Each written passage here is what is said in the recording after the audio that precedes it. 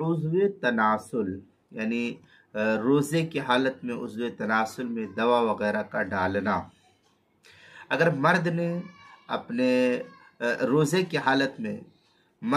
روزے کے دوران عضو تناسل کے سوراخ میں، جو پیشاب کا جو چھوٹا سا جس سے پیشاب نکلتا ہے اس سوراخ میں، اس کو عضو کہتے ہیں پیشاب کے راستے کو، اور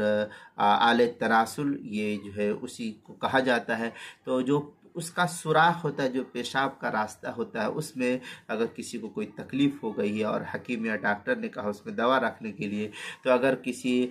شخص نے روزے کے دوران عضو تناسل کے سوراخ میں کوئی چیز مثلا تیل، پانی یا دوا وغیرہ ڈالی، یا کوئی پچکاری وغیرہ کے ذریعے سے دوا ڈالی ہو، یا پچکاری کے بغیر یا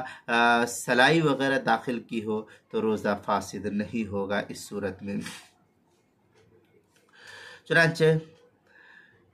فتاوی عالمگیریہ میں اذا اقتر فی احلیلہ لا یفسد صومہ عند ابی حنیفہ، یہ فتاوی عالمگیریہ کی عبارت ہے، پہلی جلد صفحہ 204، جو مکتبہ رشیدیہ کوئٹہ کا چھپا ہوا نسخہ اس کے اندر۔ اسی طریقے سے دوسری صورت یہ کہ اگر میاں بیوی نے روزے کے دوران ایک دوسرے کی صرف شرمگاہ کو ملا لیا،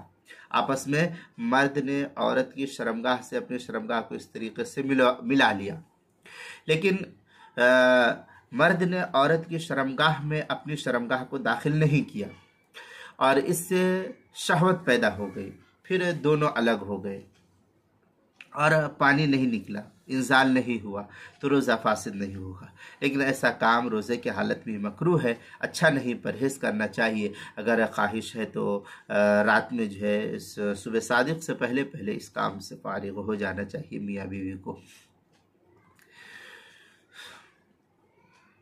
ہدایہ کے اندر ہے ولا باس بالقبلہ اذا امن علی نفسه والمباشرۃ الفاحشہ